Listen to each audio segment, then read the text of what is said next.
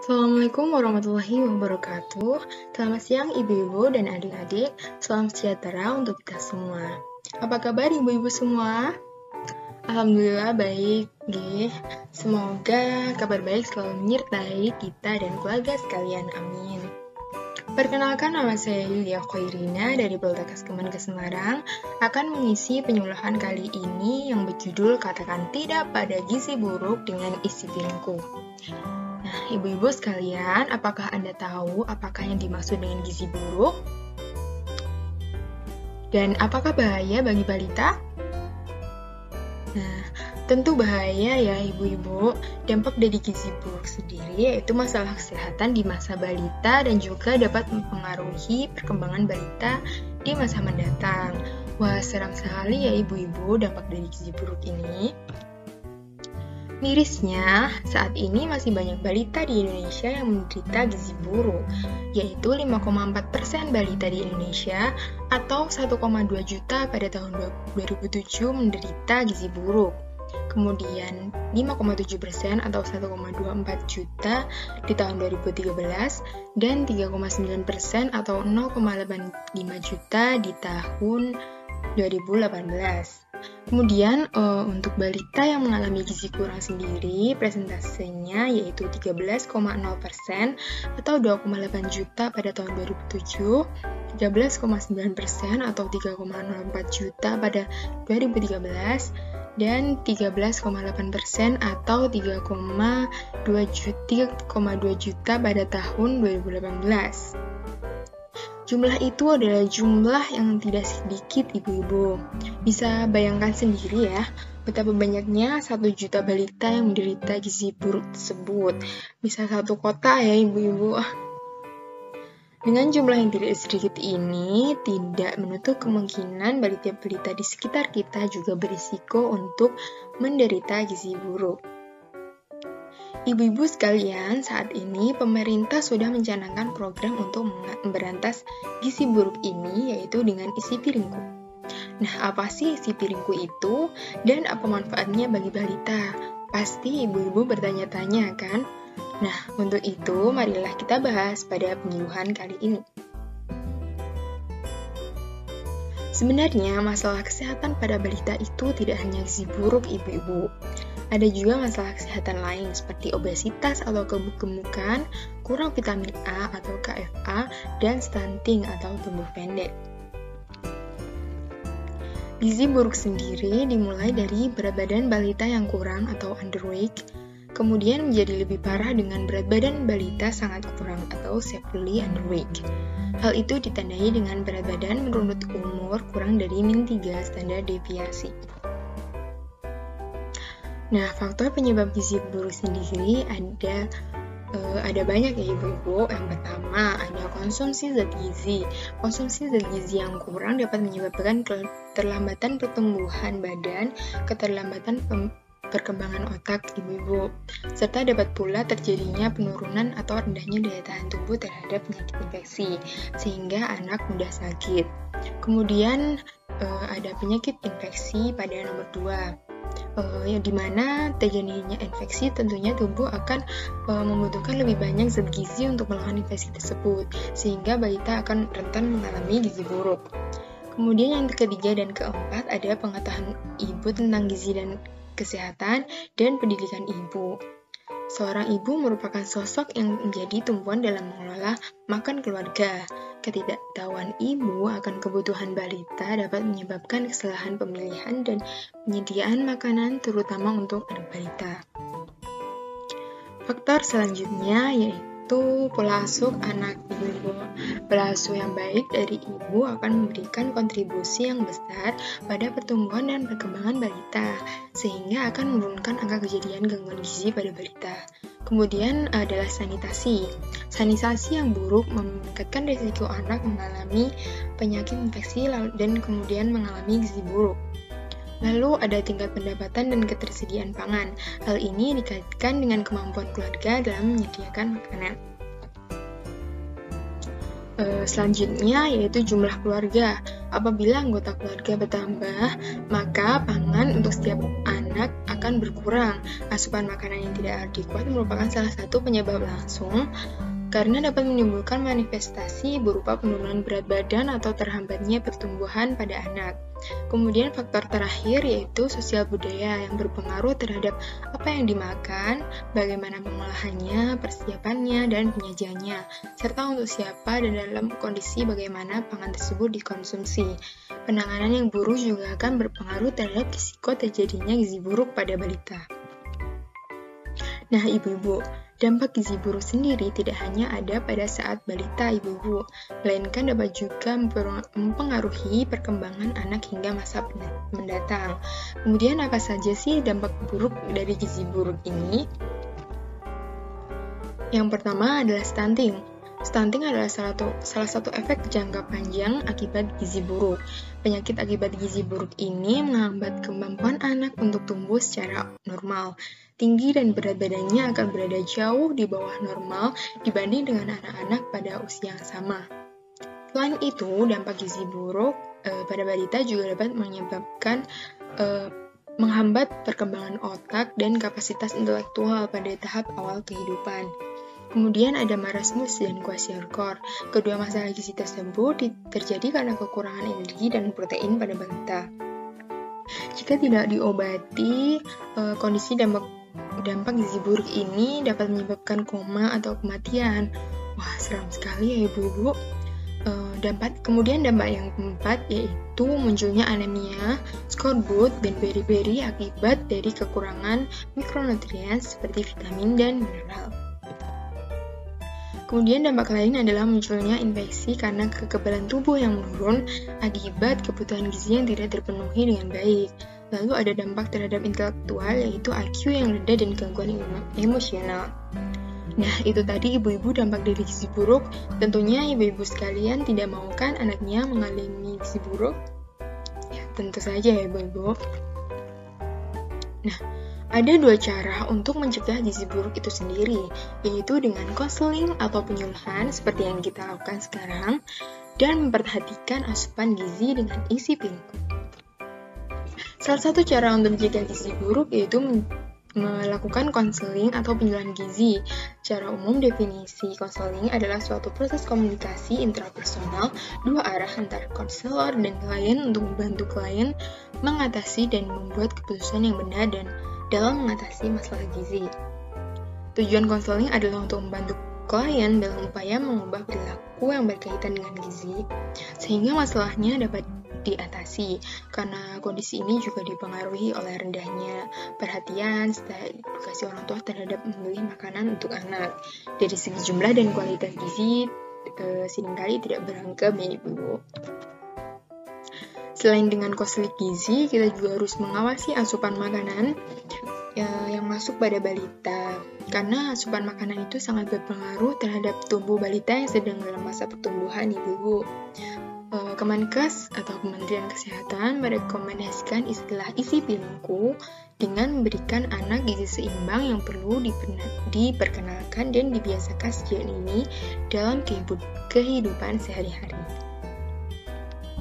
Nah, ibu-ibu sekalian pasti bertanya-tanya, apa sih isi piringku itu? Dari tadi disebut terus, ya kan ibu-ibu?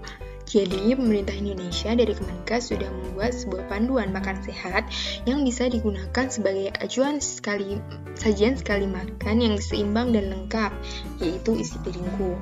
Nah, seimbang di sini maksudnya adalah jumlah zat gizi yang dikonsumsi cukup untuk sekali makan. Lengkap berarti makanan harus mengandung zat gizi makro seperti protein, lemak, dan karbohidrat, dan zat gizi mikro seperti vitamin dan mineral.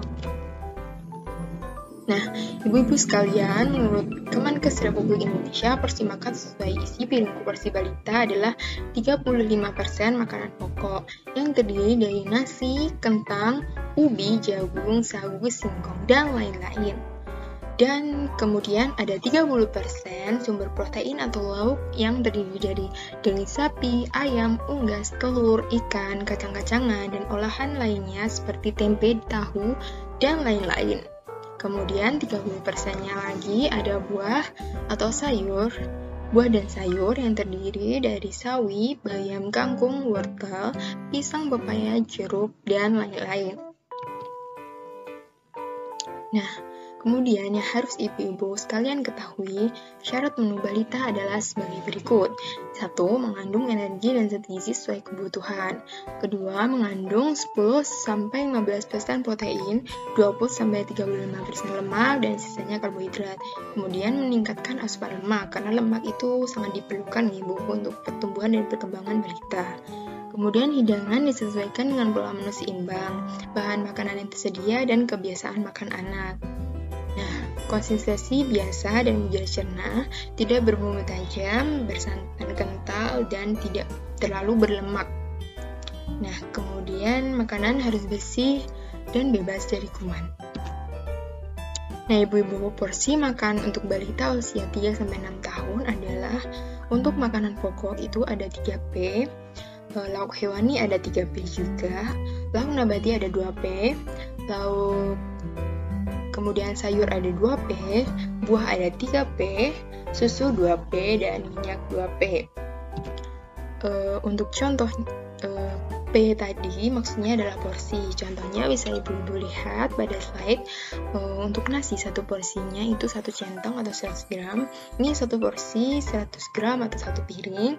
Nasi tim 200 gram atau 1 mangkok besar. Kemudian daging sapi satu porsinya 50 gram atau 1 potong. Ikan satu porsinya 50 gram atau 1 ekor. Ayam satu porsinya adalah 50 gram atau 1 potong. Kemudian untuk telur itu satu porsinya itu 50 gram atau 1 buah. Tahu satu porsinya yaitu 110 gram atau 1 potong agak besar. Kemudian tempe satu porsinya 50 gram atau 1 potong. Kemudian untuk sayur-sayur itu ada sayur bayam satu porsi itu 1 mangkuk atau 100 gram ibu-ibu. Kemudian untuk buah ada apel satu porsinya itu 120 gram atau 1 buah, jeruk satu porsinya 100 gram atau 1 buah, dan pepaya satu porsinya 100 gram atau 1 buah, 1 potong ibu. Nah, kemudian kebutuhan energi balita usia 3-6 tahun menurut AKG atau angka kecukupan gizi atau kecukupan zat gizi selama 1 hari adalah untuk usia 1-3 tahun itu 1.350 kilokalori, dan untuk usia 4-6 tahun itu 1.400 kalori. Nah, ibu-ibu sekalian, kebutuhan energi tersebut dapat diterjemahkan ke dalam contoh menu sehari sebagai berikut. Ini contohnya ada nasi putih pada pagi hari itu 1 porsi atau 1 centong, kemudian lauknya telur orak-arik 1 porsi atau 1 buah telur. Kemudian bola-bola tempe setengah P atau setengah potong sedang, tumis wortel setengah P atau setengah sendok sayur, jus alpukat dan susu setengah P atau 1 gelas kecil.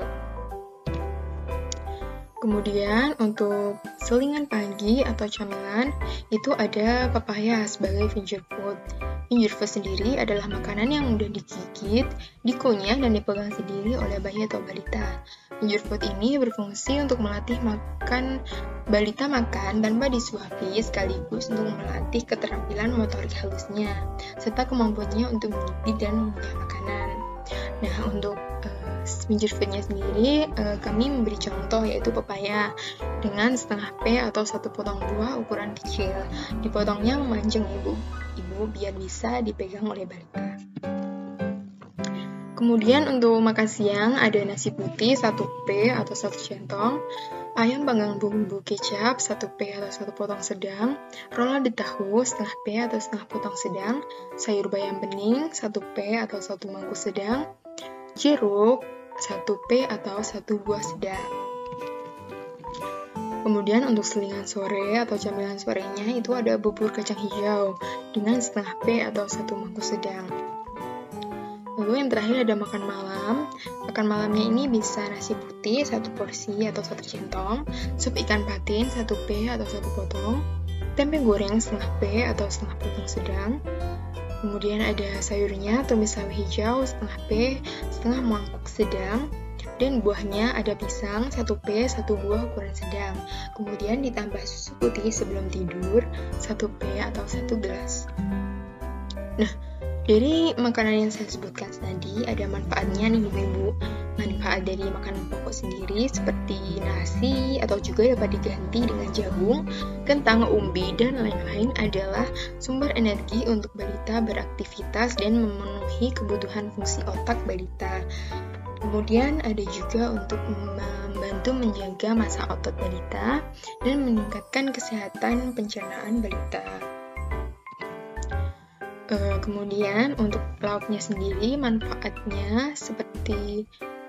lauk seperti tempe, tahu, ikan telur, daging, dan lain-lain yang saya sebutkan tadi adalah untuk pertumbuhan tulang, otot, dan darah bagi balita. Kemudian untuk membangun, memperkuat, dan memperbaiki atau mengganti jaringan tubuh balita yang rusak.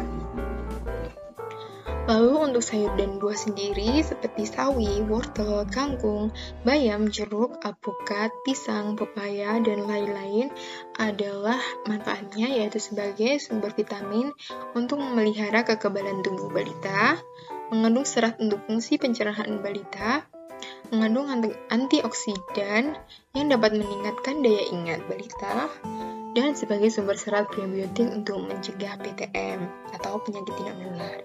Nah, ibu-ibu sendiri sudah menerapkan belum untuk porsi makan sesuai isi piringku tadi? Saya harap setelah penyuluhan ini, ibu-ibu sekalian bisa menerapkan ya untuk sebagai upaya untuk mencegah gizi buruk pada balita.